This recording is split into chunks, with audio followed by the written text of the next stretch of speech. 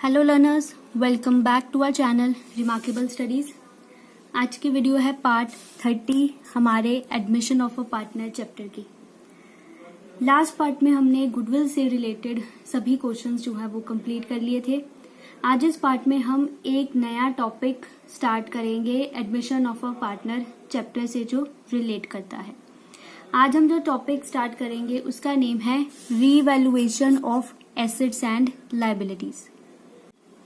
Revaluation of assets and liabilities का जो ये टॉपिक है, ये आपको जो आपका change in profit sharing ratio वाला जो चैप्टर है उसमें भी आपको ये टॉपिक मिल जाएगा। एडमिशन चैप्टर में तो हम इसे पढ़ेंगे ही पढ़ेंगे, प्लस जो retirement of a partner chapter है उसमें भी आपको ये टॉपिक मिल जाएगा, plus death of a partner जो चैप्टर है उसमें भी आपको जो है वो ये टॉपिक मिल ही जाएगा। तो इट मीन्स ये एक टॉपिक जो है वो 4 चैप्टर्स में जो है वो कवर होगा। टोटल 4 चैप्टर्स में जो है ये टॉपिक आपका कवर होगा और सभी चैप्टर्स में ये जो टॉपिक है वो बिल्कुल सेम है। जर्नल एंट्रीज कैसे पास होंगी, अकाउंट कैसे बनेगा, सब कुछ जो है वो बिल्कुल सेम है इन सभी चैप्टर्स में। तो आप किसी एक चैप्टर में इस टॉपिक को ध्यान से समझ लीजिए, बाकी के 3 चैप्टर्स का एक एक टॉपिक जो है वो आपका यहीं पर साथ ही में जो है वो प्रिपेयर हो जाएगा। बहुत इजी टॉपिक है, एक बार ध्यान से समझ लीजिए तो आप बाकी सभी चैप्टर्स में इजीली जो है वो इस पॉइंट को सॉल्व कर सकते हैं। और ध्यान रखिए, एडमिशन और रिटायरमेंट चैप्टर में से आपको आपके फाइनल एग्जाम में जो है वो लॉन्ग न्यूमेरिकल्स पूछे जाते हैं जो 8 मार्क्स के आते हैं, ठीक है। और इन दोनों चैप्टर में से जो क्वेश्चन आएगा आपको एडमिशन और रिटायरमेंट में से, उसमें रीवैल्यूएशन का टॉपिक 100% जो है वो आपको आता ही आता है। So don't miss this topic. बहुत ही इम्पॉर्टेंट टॉपिक है ये। आपका जो क्वेश्चन है वो revaluation of assets and liability से ही जो है वो स्टार्ट होगा। तो आज हम इस वीडियो में सबसे पहले समझेंगे कि revaluation of assets and liabilities का क्या मीनिंग है, क्यों हम एसेट्स को जो है वो रीवैल्यू करते हैं। तो चलिए टॉपिक स्टार्ट करते हैं। सबसे पहले रीवैल्यूएशन का क्या मीनिंग है। रीवैल्यूएशन मीन्स दोबारा वैल्यू करना। दोबारा हम वैल्यू करते हैं हमारे एसेट्स और लायबिलिटीज को। क्यों हम हमारे एसेट्स और लायबिलिटीज को जो है वो दोबारा वैल्यू करते हैं, इसका आंसर है ओवर द टाइम हमारे जो एसेट्स और लायबिलिटीज होते हैं उनकी वैल्यूज में जो है वो चेंजेस आते रहते हैं। कई बार कुछ एसेट्स लायबिलिटीज की वैल्यूज इंक्रीज हो जाती हैं और कई बार कुछ की वैल्यूज जो है वो डिक्रीज हो जाती हैं, ठीक है। हर एक बिजनेसमैन, हर एक प्रोप्राइटर यही चाहता है कि वो बुक्स में जो है वो एक्यूरेट वैल्यूज को जो है वो रिकॉर्ड करे। तो हम हमारे एसेट्स और लायबिलिटीज को रीवैल्यू करते हैं, फिर देखते हैं क्या इंक्रीज डिक्रीज आया है हमारे एसेट्स और लायबिलिटीज में। जो इंक्रीज डिक्रीज आता है हम उसे जो है वो हमारी बुक्स में रिकॉर्ड करते हैं ताकि हमें एक्यूरेट वैल्यूज पता चल सकें कि आज हमारे पास कितने एसेट्स और लायबिलिटीज हैं, उनकी एक्चुअल में जो है वो वैल्यूज क्या हैं। इसलिए हम रीवैल्यू करते हैं हमारे एसेट्स और लायबिलिटीज को। ओके लर्नर्स, आई होप आपको मीनिंग क्लियर हो गया होगा एसेट्स और लायबिलिटीज को हम रीवैल्यू क्यों करते हैं। अब हो सकता है कि आपके माइंड में क्वेश्चन आए कि वैल्यूज कैसे इंक्रीज डिक्रीज होती हैं एसेट्स और लायबिलिटीज की, ठीक है। चलिए मैं आपको इस पॉइंट को एक्सप्लेन करती हूँ। इसे कुछ सिंपल सी एग्जाम्पल्स से समझते हैं कि कैसे हमारे एसेट्स और लायबिलिटीज की जो वैल्यूज हैं वो इंक्रीज डिक्रीज होती हैं। सबसे पहले बात करते हैं हम हमारे एसेट्स की। मान लीजिए मेरे पास एक एसेट था, ठीक है, जिसकी वैल्यू मुझे रिकॉर्ड करनी थी 2000 का एसेट जो है वो मुझे बुक्स में रिकॉर्ड करना था। बट एक्चुअल में मैंने रिकॉर्ड किया सिर्फ और सिर्फ 1500 के एसेट को, ठीक है। एक्चुअल में मैंने रिकॉर्ड किया 1500 के एसेट को। रिकॉर्ड करना था 2000 पर रिकॉर्ड कर लिया 1500। मैंने 500 से एसेट जो है वो कम रिकॉर्ड किया है। अब मुझे पता चल गया कि मैंने 500 से एसेट कम रिकॉर्ड करा है। अब मैंने जो यहाँ पर गलती की है मैंने उसे जो है वो ठीक करना है। इट मीन्स मैं 500 का एसेट जो है वो और रिकॉर्ड कर दूंगी, जिससे मेरा पूरा 2000 का जो एसेट है वो बुक्स में रिकॉर्ड हो जाएगा। तो अब देखिए, पहले मैंने एसेट की वैल्यू कितनी लिखी हुई थी बिजनेस में, 1500, 500 उसमें और जोड़ दिया तो अब हो गई है 2000। इट मीन्स मेरा जो एसेट है वो यहाँ पर इंक्रीज हो गया है। मेरा जो एसेट है उसकी वैल्यू जो है वो यहाँ पर इंक्रीज हो गई है। ठीक है, इस तरह से मेरे एसेट की जो वैल्यू है वो रीवैल्यू करने पर बढ़ गई। इसी तरह से ही हम एक और एग्जांपल लेते हैं। मान लीजिए मेरे एसेट की जो है वो वैल्यू मैंने रिकॉर्ड करनी थी 1500, ठीक है, बट मैंने एक्चुअल में जो है वो रिकॉर्ड कर लिया 2000। मैंने 500 से ज्यादा जो है वो एसेट रिकॉर्ड कर लिया। ठीक है, करना था 1500, कर लिया मैंने 2000। अब मुझे इसे जो है वो ठीक करना है, तो मैं क्या करूंगी, 500 माइनस कर दूंगी, तो मेरे पास 1500 जो है वो टोटल रिकॉर्ड हो जाएगा।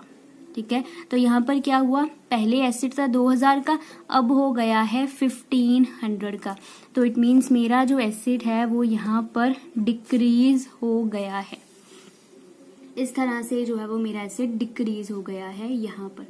कई बार क्या होता है कि हम एसेट्स को रिकॉर्ड करना ही जो है वो बुक्स में भूल जाते हैं। जैसे मेरा एक एसेट था, ठीक है, 2000 रुपीज का, जिसे मैंने बुक्स में रिकॉर्ड ही नहीं किया। पूरा 2000 ही जो है वो मैंने रिकॉर्ड नहीं किया। तो अब मुझे पता चला कि मैंने एसेट ही नहीं रिकॉर्ड किया हुआ है, तो अब मैं जो है वो इस एसेट को रिकॉर्ड कर दूंगी। एक्चुअल में मैंने कोई भी एसेट रिकॉर्ड ही नहीं किया, तो अब मैं जो है वो एसेट रिकॉर्ड कर लूंगी अपनी बुक्स में। तो मेरे पास यहाँ पर 2000 का एक एसेट जो है वो रिकॉर्ड हो जाएगा। तो इट मीन्स मेरे एसेट्स जो हैं वो 2000 से बढ़ जाएंगे, इंक्रीज हो जाएंगे। ओके लर्नर्स, आई होप ये जस्ट कुछ बेसिक सी एग्जांपल हैं जो मैंने आपको एक्सप्लेन करी हैं। बाकी और भी बहुत सारे पॉइंट्स हैं जो आपको आपके एक्सरसाइज के क्वेश्चंस में जो है वो देखने को मिलेंगे। जस्ट मेरा मोटिव है कि मैं आपको इस पार्ट में जो है वो बेसिक्स क्लियर कर दूं कि कैसे हमारे एसेट्स लायबिलिटीज जो है वो इंक्रीज डिक्रीज होते हैं। अब यहाँ पर एक इम्पॉर्टेंट पॉइंट आता है कि जब हम हमारे एसेट्स को रीवैल्यू करते हैं तो हम कौन से एसेट्स जो है वो इंक्लूड करते हैं। आपको ध्यान रखना है, जब भी आपको एसेट्स को रीवैल्यू करना है, ठीक है, एसेट्स रीवैल्यूड जो होंगे उसमें सारे आपके फिक्स्ड एसेट्स भी आएंगे और उसमें आपके सारे करंट एसेट्स भी आएंगे। सभी तरह के एसेट्स जो होंगे, चाहे वो फिक्स्ड हो या चाहे वो करंट हो, इन दोनों को ही हम कंसिडर करते हैं जब हम हमारे एसेट्स को रीवैल्यू करते हैं। फिक्स्ड एसेट्स में आपके पास लैंड आ जाएगा, बिल्डिंग आ जाएगा, ठीक है, फर्नीचर आ जाएगा, ठीक है, प्लांट एंड मशीनरी आ जाएगा, या फिर कोई भी कार आ जाएगी, या फिर कोई भी जो मोटर व्हीकल है वो सारे आ जाएंगे। और करंट एसेट्स की अगर हम बात करें तो यहाँ पर आपके पास डेटर्स आ जाएगा, कैश आ जाएगा, ठीक है, और स्टॉक आ जाएगा, ठीक है, बीआर आ जाएगा, ठीक है। किसी भी तरह का एसेट हो, चाहे वो करंट है चाहे वो फिक्स्ड है, हम उसे जो है वो कंसिडर करेंगे रीवैल्यूएशन में। अब बात करते हैं लाइबिलिटीज की। लाइबिलिटीज भी जो है वो हमारी इंक्रीज डिक्रीज जो है वो होती रहती है। जैसे इसके भी सेम ही पॉइंट्स हैं। जैसे मान लीजिए मेरी कोई लाइबिलिटी थी 2000 की, ठीक है, मैंने बुक्स में 2000 की लाइबिलिटी को जो है वो रिकॉर्ड करना था, बट मैंने एक्चुअल में जो है वो रिकॉर्ड किया सिर्फ और सिर्फ 1500। एक्चुअल रिकॉर्ड कितना किया, 1500। रिकॉर्ड करना था 2000 पर रिकॉर्ड मैंने किया है सिर्फ और सिर्फ 1500। तो अब मैं क्या करूंगी, 500 और रिकॉर्ड कर दूंगी, जिससे मेरी लाइबिलिटीज टोटल हो जाएंगी 2000। इसका मतलब है कि मेरी लाइबिलिटी यहाँ पर इंक्रीज हो गई है, ठीक है। मेरी लाइबिलिटी यहाँ पर इंक्रीज हो गई है। पहले थी 1500 बुक्स में, पर 500 और रिकॉर्ड करके 2000 हो गई। इट मीन्स अब मेरी लाइबिलिटीज जो है वो इंक्रीज हो गई हैं। इसी तरह से ही एक और एग्जांपल लेते हैं। लाइबिलिटीज रिकॉर्ड करनी थी बुक्स में 1500, बट मैंने एक्चुअल में जो है वो रिकॉर्ड कितनी करी है 2000, 500 से ज्यादा रिकॉर्ड करी हैं। इट मीन्स मैं 500 माइनस कर दूंगी तो मेरी लाइबिलिटी हो जाएगी 1500। पहले थी 2000, अब हो गई है 1500। इट मीन्स यहाँ पर जो मेरी लाइबिलिटीज हैं वो डिक्रीज हो गई हैं। ठीक है, मेरी लाइबिलिटीज यहाँ पर डिक्रीज हो गई हैं।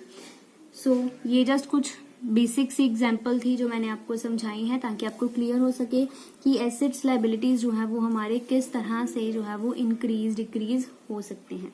ठीक है, अब पॉइंट आता है कि जब हम लाइबिलिटीज को रीवैल्यू करते हैं, ठीक है, जब हम लाइबिलिटीज को रीवैल्यू करते हैं तो हम कौन कौन सी लाइबिलिटीज को जो है वो कंसिडर करेंगे। इस पे भी सेम पॉइंट है। इसमें आपकी सारी जितनी भी लाइबिलिटीज हैं, ठीक है, चाहे वो लॉन्ग टर्म लाइबिलिटी हो, ठीक है, चाहे वो करंट लाइबिलिटी हो, हम सभी को ही जो है वो इसमें कंसिडर करते हैं। करंट लाइबिलिटी में क्रेडिटर्स आ सकते हैं, ठीक है, बिल्स पेएबल आ सकते हैं, ठीक है, या फिर कोई भी शॉर्ट टर्म लोन आपका आ सकता है। ठीक है, लॉन्ग टर्म में कोई भी आपका जो चाहे डिबेंचर्स आ सकते हैं, ठीक है, बॉन्ड्स आ सकते हैं, ठीक है, या फिर आपका कोई भी अगर लॉन्ग टर्म लोन है वो भी आपका जो है वो आ सकता है। इनके अलावा जो प्रोविजंस हम क्रिएट करते हैं बिजनेस में, ठीक है, प्रोविजंस, उन्हें भी हम जो है वो हमारे क्वेश्चन में इंक्लूड करते हैं जब हम रीवैल्यू करेंगे एसेट्स और लाइबिलिटीज को।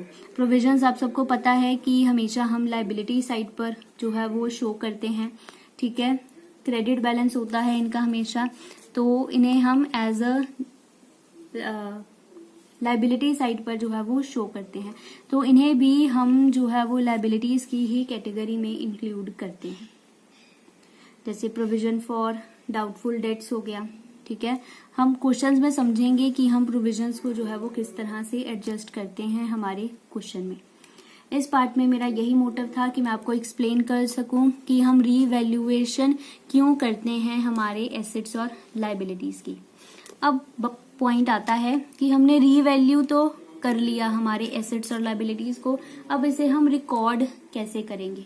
इसका आंसर है कि जो हम ये रीवैल्यू करते हैं एसेट्स और लाइबिलिटीज को, इसे हम रीवैल्यूएशन अकाउंट के थ्रू जो है वो रिकॉर्ड करते हैं अपनी बुक्स में। रीवैल्यूएशन अकाउंट को हम profit and loss adjustment account भी जो है वो कह देते हैं। ये आपका इंपॉर्टेंट क्वेश्चन है for 1 mark. What is the another name for revaluation account, इसे नोट कर लीजिए अपनी कॉपीज के ऊपर। Profit and loss adjustment account जो है वो रीवैल्यूएशन का दूसरा नाम है। नेक्स्ट पार्ट में हम समझेंगे कि हम रीवैल्यूएशन अकाउंट जो है वो किस तरह से प्रिपेयर करते हैं, इसकी जर्नल एंट्रीज क्या हैं, प्लस हम इसका अकाउंट जो है वो किस तरह से प्रिपेयर करते हैं। आई होप लर्नर्स आपको आज की ये वीडियो, आज का ये पार्ट बहुत अच्छे से क्लियर हो गया होगा कि revaluation of assets and liabilities का जो है वो क्या मीनिंग है। चलिए इस पार्ट में इतना ही। अब हम मिलेंगे अपने नेक्स्ट पार्ट में, जिसमें हम समझेंगे रीवैल्यूएशन अकाउंट हम जो है वो किस तरह से प्रिपेयर करते हैं। चलिए लर्नर्स, अगर आपने अभी तक चैनल सब्सक्राइब नहीं किया है तो इसे सब्सक्राइब जरूर करें, वीडियो को लाइक जरूर करें, शेयर जरूर करें अपने फ्रेंड्स के साथ। Thank you.